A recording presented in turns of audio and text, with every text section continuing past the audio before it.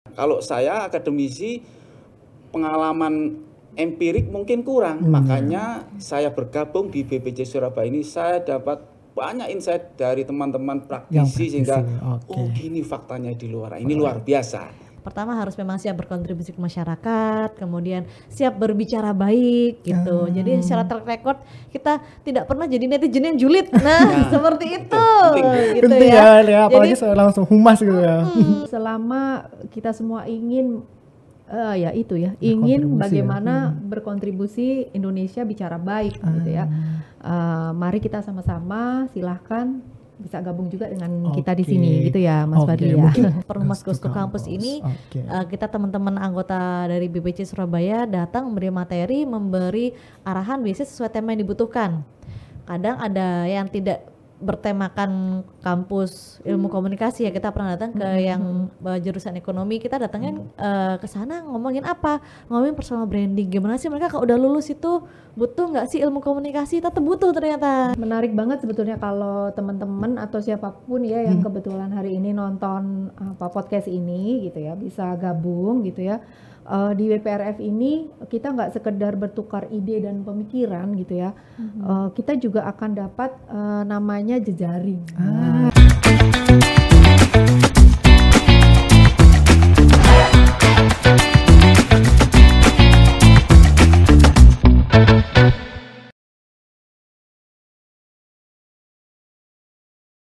Halo Tribuners, selamat datang di kanal YouTube Tribun Jatim Network di acara podcast Cakap Sana Cakap Sini. Hari ini saya, Dava, yang akan menjadi host nih di acara podcast Cakap Sana Cakap Sini.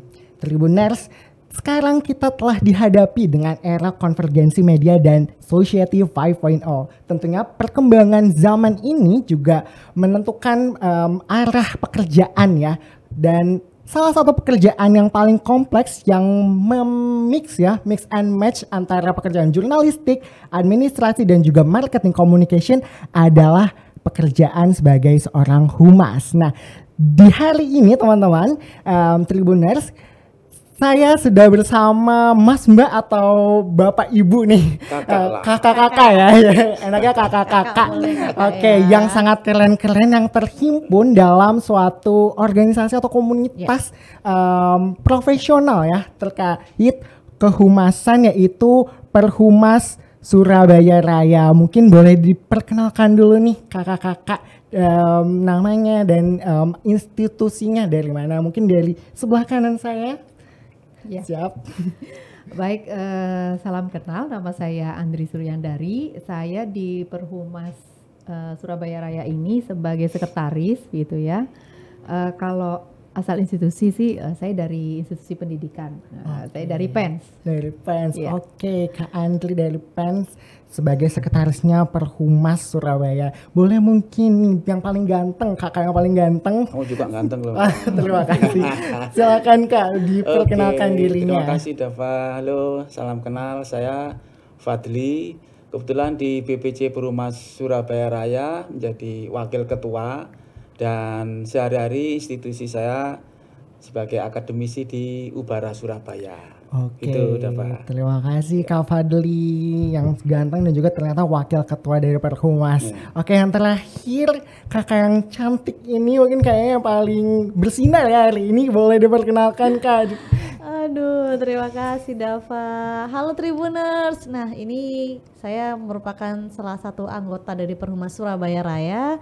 Saya dari jalur praktisi gitu. Jadi kalau mau jadi anggota Perhumas nggak harus sarjana komunikasi, juga atau nggak gitu harus ya. jadi dosen akademisi gitu ya. Saya dari jalur praktisi. Jalur praktisi. Betul. Saya Afin Natiarina. Nah, selamat bergabung buat yang baru join ya di podcast Cakap Sana Cakap Sini. Kita happy banget loh diundang Mas Dava ya. Thank you. Bener, baru Tribuners juga pasti happy nih kedatangan kakak-kakak yang sangat keren hari ini. Nah, tapi jadi di Perhumas ini suatu perhimpunan seperti itu, komunitas atau perhimpunan profesional nih, boleh dijelaskan mungkin nih dari kakak-kakak sekalian. Oke. Ya. Jadi gini Dava, kita ini himpunan dari para praktisi maupun akademisi sebetulnya. Kebetulan di BPJ Surabaya itu banyak juga dari kampus, dari praktisi, baik itu perusahaan swasta maupun dari pemerintah. Jadi perkembangan dunia public relation itu kan cukup pesat ya, sehingga kita menggabungkan antara bagaimana kita mengkolaborasikan antara corporate public relation maupun marketing public relation. Nah, di BPC Surabaya Raya komplit kayaknya. Jadi teman-teman di luar sana yang mau bergabung, ini wadah yang luar biasa. Kalau saya akademisi, pengalaman empirik mungkin kurang, makanya saya bergabung di BPC Surabaya ini, saya dapat banyak insight dari teman-teman praktisi sehingga oh gini faktanya di luar, ini luar biasa. Kira-kira begitu ya. Jadinya bisa sharing juga ya ke teman-teman yang dia fokus ke bidang akademik. Mungkin dari Mbak Afi sendiri nih yang dari praktisi, apakah ada pengalaman-pengalaman selama di BPC Perhumas Surabaya? Jadi BPC Perhumas itu kebetulan sudah memasuki tahun keberapa? Ke-6 ya? Ke-6. Jadi waktu bergabung itu memang di Surabaya karena belum ada perhimpunan lain, tapi di perhimpunan yang Perhumas Surabaya Raya ini saya merasa lebih diterima ya, karena lebih open, lebih orang-orangnya tuh lebih asik buat diajak sharing. Jadi nggak cuman harus bekerja di sini, harus punya pengalaman sekian gitu, enggak. Tapi kita benar-benar ngelihat gimana sih, mau nggak berkontribusi, sesuai nggak sama yang ditentukan sama Perhumas, karena ada ketentuannya nih, kita join itu. Jadi pertama harus memang siap berkontribusi ke masyarakat, kemudian siap berbicara baik gitu. Jadi secara track record kita tidak pernah jadi netizen yang julid. Nah, seperti itu gitu ya. Apalagi saya langsung humas gitu ya. Gitu. Jadi ternyata belajarnya itu nggak harus di bangku kuliah loh, di Perhumas ini bisa jadi tempat belajar dan berkembang seperti itu. Jadi tempat sharing knowledge-nya juga ya. Mungkin gitu. Untuk pengalamannya Bu Andri sendiri, bagaimana nih untuk pengalaman di BPC Perhumas Surabaya? Kalau saya sih hampir sama ya dengan yang dari praktisi dan dari akademisi, karena saya sendiri sebetulnya partly akademisi, partly praktisi gitu ya. Jadi sebetulnya memang senang juga sih bisa bergabung dengan teman-teman yang secara dalam asosiasi kita bergerak dalam wadah yang sama dengan environment yang sama untuk mengembangkan bagaimana sih kita bicara baik begitu ya. Sementara yang kita tahu saat ini banyak sekali praktisi itu butuh juga sentuhan-sentuhan komunikasi, skill komunikasi ya. Dan ke depan mungkin buat yang pengen gabung gitu ya, kita di sini tidak membatasi sih harus praktisi, harus akademisi gitu ya. So selama kita semua ingin ingin bagaimana berkontribusi Indonesia bicara baik gitu ya. Mari kita sama-sama, silahkan bisa gabung juga dengan kita di sini gitu ya Mas Fadli ya. Yang bisa saya highlight ternyata apakah harus ada background komunikasi atau background kehumasan sebelum join ke komunitas atau perhimpunan ini nih Bapak Ibu. Kakak-kakak ya tadi ya sepakatnya. Sorry. Iya masih muda ya. Oke, mungkin boleh dijawab oleh Pak Fadli. Siapa nih? Kak Fadli. Sebetulnya memang latar belakang kita memang lebih banyak kalangan praktisi atau kalangan yang memang memiliki background kehumasan, tapi tidak menutup kemungkinan teman-teman yang lain yang ingin bergabung tapi ingin juga memperdalam public relation, kita sangat terbuka ya Kak Andri ya. Jadi seperti Kak Afi ini seorang pengusaha, beliau ini juga ingin bagaimana usahanya juga banyak dikenal orang lain dan kita menjalin jejaring. Nah di sini itu tempat yang kira-kira yang strategis lah. Strategis ya, berarti bisa juga jejaringnya dapat ya, karena PR atau kehumasan itu kompleks ya ternyata ada sentuhan marketing communication-nya, ada jurnalistiknya dan juga ada administratifnya. Nah tadi saya sempat mendengar dari Kak Andri terkait Indonesia Bicara Baik. Nah mungkin bisa saya kepo tuh kayak Indonesia Bicara Baik ini apakah moto kah ataukah apa sih sebetulnya makna dari Indonesia Bicara Baik ini? Siapa nih mau jelasin, Mbak Afi? Wah, Andri aja. Silakan ke Kak Andri. Jadi Perhumas Surabaya Raya itu sebetulnya bagian dari Perhumas Indonesia. Jadi Perhumas Indonesia ini sebuah perhimpunan hubungan masyarakat yang nasional ya, pusatnya di Jakarta gitu ya. Salah satunya adalah kita mengangkat yang namanya Indonesia Bicara Baik. Apa sih Indonesia Bicara Baik? Indonesia Bicara Baik itu adalah bagaimana kita bisa menjadi PR untuk negara kita sendiri, untuk Indonesia seperti itu. Dengan cara apa? Dengan bicara baik. Bicara baik. Bicara baik itu bagaimana sih? Ya yang simpel-simpel sih gitu ya.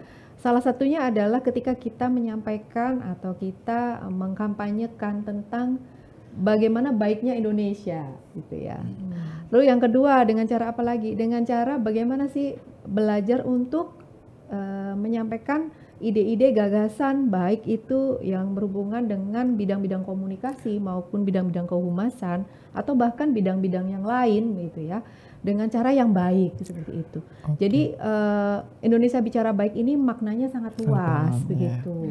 Mungkin ini juga menepis dari isu netizen Indonesia ini sangat sangat kayak kejam gitu ya, pedas gitu ketika berkomentar di survei yang Microsoft tahun 2020 atau 2021 lalu. Indonesia peringkat 1 ternyata netizennya paling ganas julid, gitu, paling julid. Ya, makanya kita butuh Indonesia Bicara Baik agar kita sebagai PR negara kita sendiri. Iya betul. Ya. Nah, tadi sudah disinggung juga terkait Indonesia Bicara Baik dan juga ternyata Perhumas Surabaya ini BPC-nya adalah BPC terpusat ya dari Perhumas Indonesia. Nah, mungkin saya kepo nih kakak-kakak semua nih terkait program-program dari BPC Perhumas Surabaya Raya ini tuh apa sih, ngapain aja sih di Perhumas ini? Ini waktunya berapa jam buat saya? Panjang nih, banyak nih. Mungkin kelihatan singkat aja. Bisa berseri soalnya kalau ngomongin program gitu ya. Jadi kalau secara tahunan kita tuh punya yang namanya anniversary. Anniversary itu ngapain sih? Itu puncaknya. Nah sebelum ke anniversary kita ada rangkaian ke belakang ya. Jadi saya tarik mundur yang paling besarnya adalah anniversary. Nah ke belakangnya kita ngapain aja? Yang paling kecil-kecil kita ngadakan sharing session. Sharing sessionnya dengan grup-grup kecil. Biasanya nih kalau kita kan isinya nih pelaku semua ya. Bu Andri di kantornya ini ada begini, diundang nih Perhumas gitu. Kayak ada namanya Pak Peri juga kalau ada acara di kantornya diundang nih Perhumas karena namanya perkembangan informasi dan juga kebutuhan informasi itu kadang tidak hanya di bidang itu, kita bisa dapat insight dari kegiatan-kegiatan seperti itu. Kita bisa datang ke acara masing-masing anggota pertama. Kedua, kita juga ada program yang ke eksternal nih. Jadi kalau dari Perhumas sendiri biasanya di Ramadan tuh paling rutin kita adain kegiatan sosial di bulan Ramadan. Buka bersama gitu-gitu ya mungkin ya. Kemudian ke mahasiswa karena sebelum jadi Perhumas yang BPC kita juga ada di bawahnya namanya Perhumas Muda, di mana kita juga bersinergi di dalamnya ke teman-teman yang masih kuliah, masih berstatus mahasiswa, kita membekali. Biasanya namanya Ghost to Campus. Perhumas Ghost to Campus ini kita teman-teman anggota dari BPC Surabaya datang memberi materi, memberi arahan biasanya sesuai tema yang dibutuhkan. Kadang ada yang tidak bertemakan kampus ilmu komunikasi ya, kita pernah datang ke yang jurusan ekonomi, kita datangnya ke sana ngomongin apa? Ngomongin personal branding. Gimana sih mereka kalau udah lulus itu butuh nggak sih ilmu komunikasi? Tetap butuh ternyata gitu. Betul. Apalagi sosial media masif ya, bisa jadi screening HR tuh buat teman-teman nih seperti yang itu.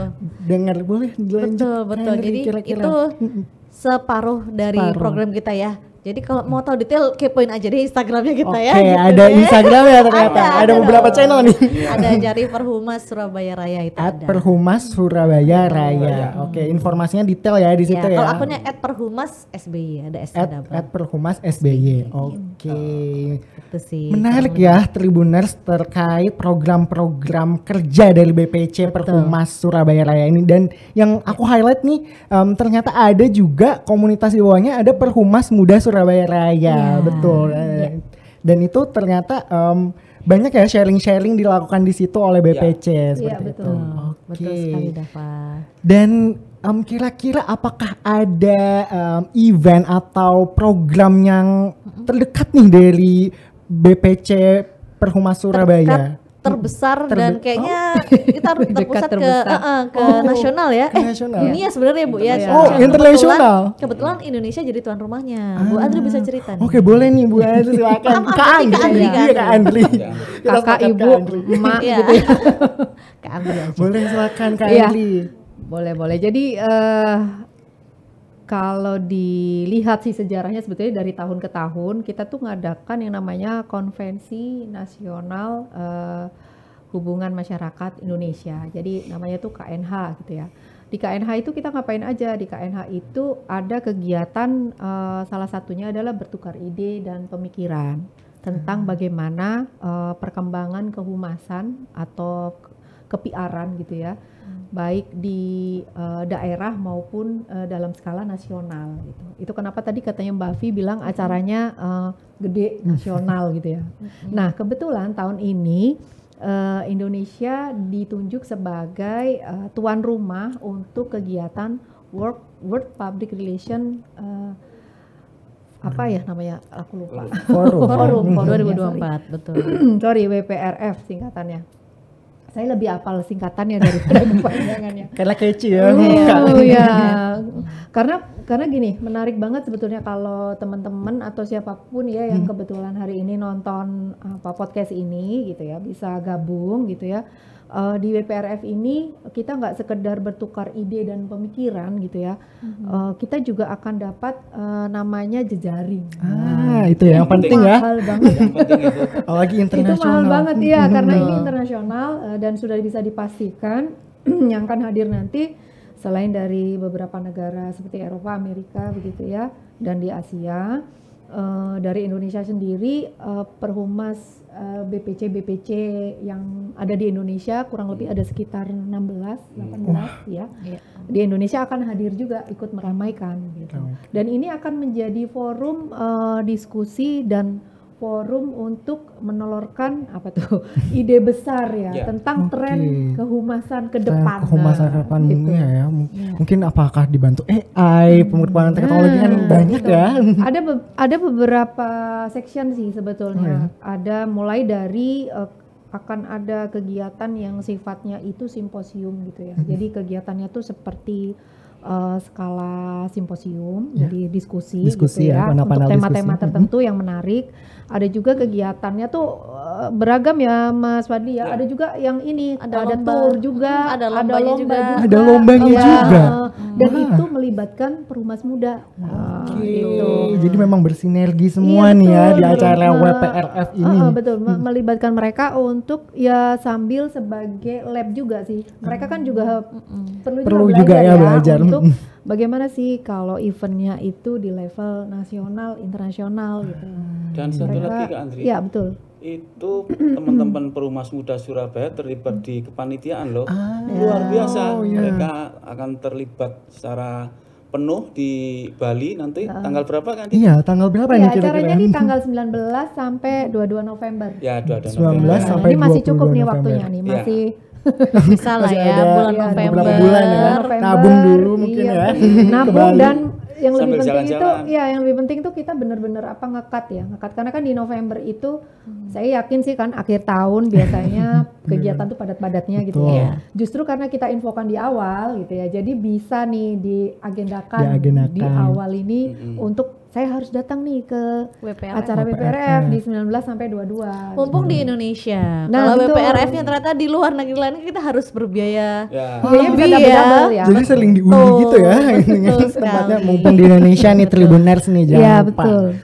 Oke, jadi WPRF ini sebagai suatu forum kehumasan ya, gak hanya skala nasional tapi internasional yang akan diadakan tanggal 19 sampai 22 November di Bali. Oke, seperti itu nih Tribuners, jangan lupa tuh catat tanggalnya kalau misalnya Tribuners tertarik untuk mengikuti ajang WPRF ini. Kapan lagi nih punya jaringan relasi yang kuat juga ditambah healing sekalian ya di Bali ya. Itu ya yang paling penting ya. Benar. Kalian gitu ya. Kan menjadi PR negara sendiri. Oh iya betul dong. Itu nanti seluruh media di dunia akan menyorot kegiatan itu dan Sudah bisa dipastikan akan ada beberapa media yang tune in dan akan menyiarkan beberapa sesi gitu ya di kegiatan tersebut. Karena kegiatan ini juga sifatnya internasional gitu, yang terlibat juga banyak, jadi negara-negara yang lain terlibat juga banyak gitu ya. Maka itu teman-teman dari BPC Bali yang saat ini bertindak sebagai panitia ya, akan mempersiapkan dengan sebaik-baiknya, mulai dari hotel, akomodasi dan lain sebagainya. Nah, untuk teman-teman karena ini masih jauh gitu ya, bisa di save untuk tiket, tiket hotel. Nah ini karena isu yang beredar karena ini WPRF ini melibatkan beberapa negara dan tentunya partisipan dari luar juga banyak gitu ya. Bisa dipastikan beberapa daerah akan penginapan ya terutama itu akan udah mulai ada okupannya mulai meningkat gitu ya. Betul. Gitu. Jadi akhir tahun juga. Betul, akhir tahun juga gitu. Oke, kalau misalnya ada Tribuners nih kakak-kakak yang ingin ngepo lebih lanjut gitu ya, lebih dalam, bisa dicari di mana sih informasi terkait WPRF-nya? Terkait WPRF sendiri, kalau teman-teman punya Instagram boleh klik di Perhumas_Indonesia, itu udah ada banyak banget linknya. Jadi mau ikut yang lomba jurnalisnya kah, mau ikut sesi seminar yang tanggal berapa, yang tema apa, tuh sudah ada detailnya. Tinggal diklik di bio-nya Perhumas_Indonesia. Di Instagramnya @perhumas_Indonesia. Jadi ini WPRF ini rangkaian acaranya banyak sekali Tribuners ya. Ada lomba, ada seminar dan juga panel-panel diskusi lain gitu. Atau bisa juga ini dikepoin di websitenya WPRF. Oh, ada websitenya juga. Mungkin bisa WPRF nanti diklik aja WPRF, nanti pasti akan sudah banyak sekali postingan-postingan juga, informasi gitu di situ. Oke, nah berhubung kita sudah kepo-kepo nih sama kakak-kakak yang ganteng-ganteng, yang cantik-cantik dan juga keren dari BPC Perhumas Surabaya Raya, tapi kita sayangnya kendalanya di waktu Tribuners. Nah, waktunya singkat, padat, tapi insya Allah ya jelas ya apa yang tersampaikan terkait BPC Perhumas Surabaya Raya itu apa, lalu program-programnya seperti apa, dan juga yang perlu di-highlight sama Tribuners semua adalah WPRF. Catat tanggal pentingnya teman-teman. Oke, mungkin saya akan memberikan closing statement nih kepada masing-masing kakak-kakak yang ada di sini mungkin ya. Apaan ya Dav kira-kira ya? Apa ya? Oke. Siapa dulu nih, mungkin yang paling ganteng dulu kali ya. Kak Fadli silakan Kak Fadli. Kalau saya sih Perhumas itu adalah wadah untuk jejaring dan untuk tumbuh bersama. Saya kira itu. Oke, wadah untuk berjejaring dan bertumbuh bersama. Oke, itu sangat mindful sekali ya. Mungkin untuk Kak Afi silakan, apa sih yang ingin disampaikan ke Tribuners nih sekarang yang lagi nonton? Oke, jadi Tribuners kalaupun mungkin belum bergabung atau belum kepikiran mau bergabung di Perhumas Indonesia, nggak apa-apa. Yang penting ilmu yang dibagikan di Perhumas Indonesia semoga bisa bermanfaat. Jadi tujuan goal atau visi misi kita adalah bikin orang Indonesia ini paham gimana berkomunikasi yang baik, bermanfaat, dan tentunya membawa kebaikan buat semuanya. Oke, oke, last but not least dari Kak Andri sendiri nih. Saya penutupan nih? Ini ya. Penutupan, paling penutup. Saya penutupan, jadi saya karena penutupan gitu ya. Jadi ayo bergabung di Perhumas Surabaya Raya. Meskipun nggak di Surabaya ya, karena ini ada rayanya gitu ya. Kita kan bisa juga nih teman-teman yang di Gresik, di Sidoarjo, di Mojokerto dan sekitarnya, monggo silahkan. Kami dengan sangat terbuka sekali. Seneng banget sih bisa diundang juga, seneng banget bisa berbagi juga begitu ya. Karena esensinya itu kan seperti esensinya Indonesia bicara baik ya. Maka hari ini kami berupaya untuk berbicara baik. Minimal kalau teman-teman bisa gabung di situ, kita bisa belajar bagaimana berbicara yang baik. Oke, wow. Itu. Keren-keren, tetap ya teman-teman Tribuners tetap berbicara baik gitu.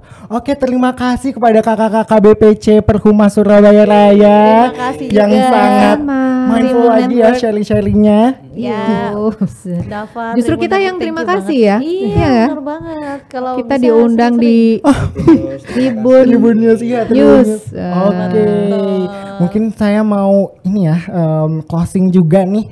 Terima kasih juga untuk Tribuners yang menonton podcast Cakap Sana Cakap Sini. Daripada kesana kesini, mending nonton podcast Cakap Sana Cakap Sini. Sampai jumpa.